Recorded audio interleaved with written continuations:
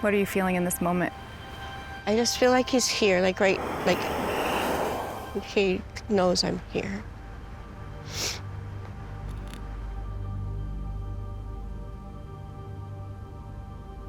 So what we like to do as part of this series is just have you look right into the camera and say your name and your relationship to the victim. My name is Amy Presley.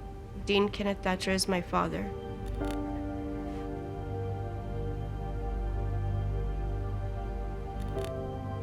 Do you maybe want to read the letter that you sent to Kendra? I want to say I did not know my father. I was told the last time I saw him, I was 3. He took me and my sister for a visit. We both got chicken pox and he took us back to my mom, and then we never saw him again.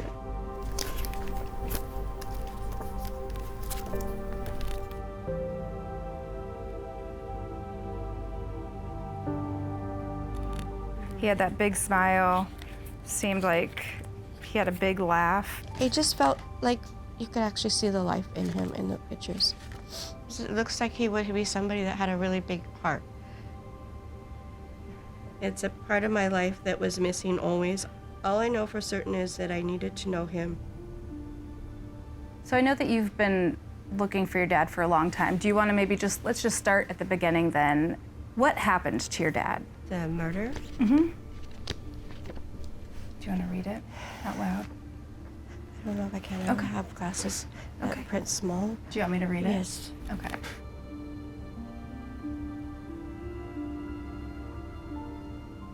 It says homicide, arson suspected in death in tavern fire.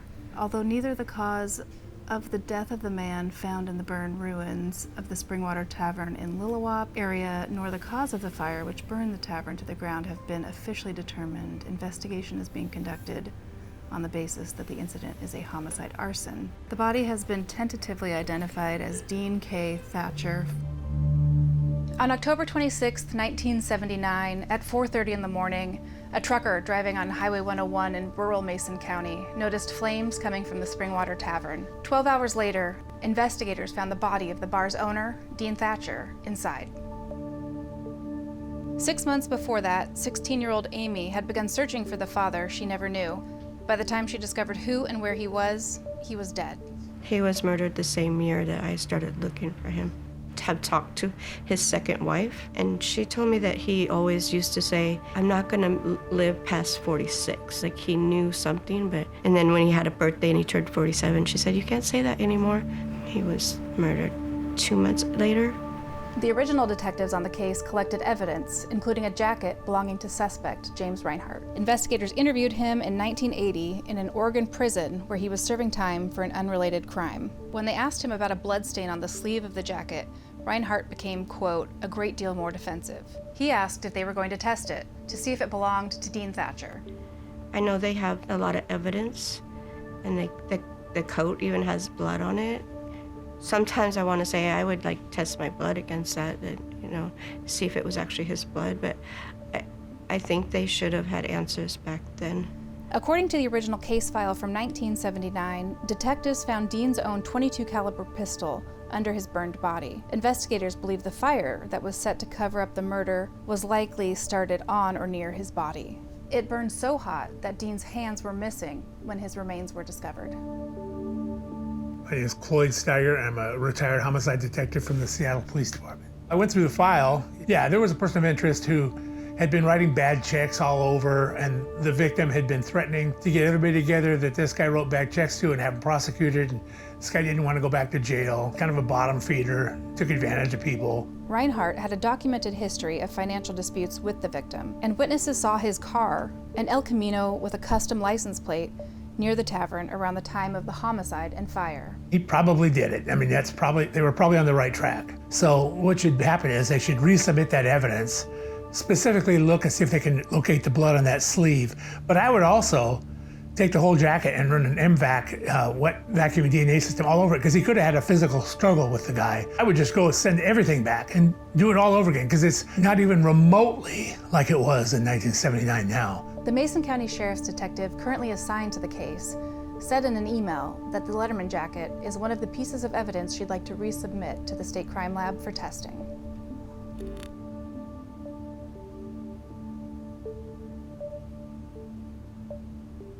Where do I go from here?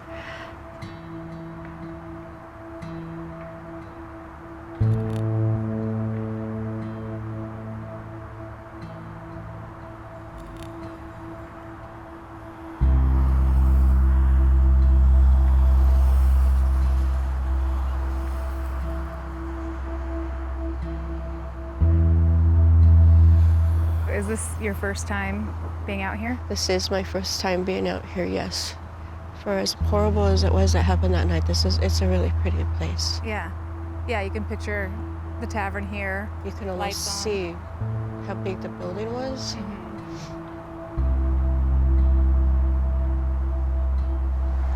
Pictures of that night would go through my head sometimes.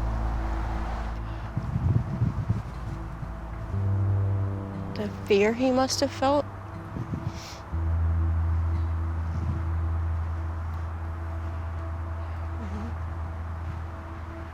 Is this overwhelming? A little bit. I now feel like I know him as best as I can without knowing him. I want to make him proud of me.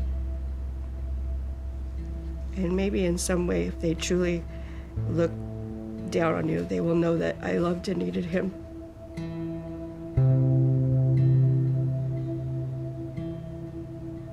He deserves justice, and 1,000%. If he wasn't for him, I wouldn't be here.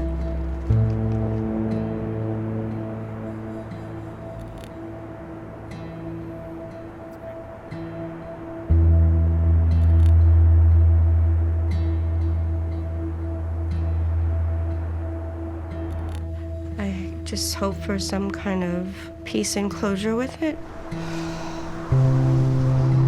You know, it's been a long time. It's never been solved. I feel like he deserves some kind of answers. I don't think it's too late for answers, but, you know, it was horrible what happened to him.